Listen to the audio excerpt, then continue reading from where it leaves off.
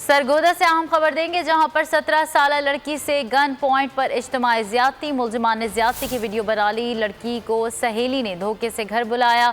मुतासरा लड़की से नकदी जेवर भी छीन लिया गया। पुलिस ने 2 खवातीन समेत 4 मुलजिमान के खिलाफ मुकदमा दर्ज कर लिया है। इस हवाले से मजीद तफसीलात बताएंगे हमारे नुमाइंदे सुलेमान मौजम। जी सुलेमान।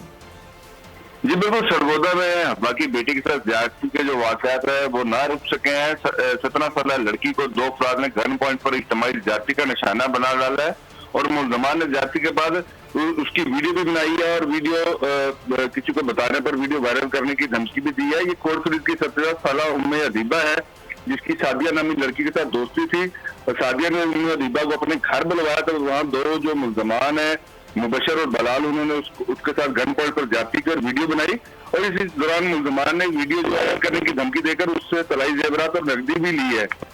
जो मुतासरा लड़की है उसका कहना है कि मेरे साथ ज्यादती की गई है और मुलजमान जो अभी तक दंदनाते फिर रहे हैं।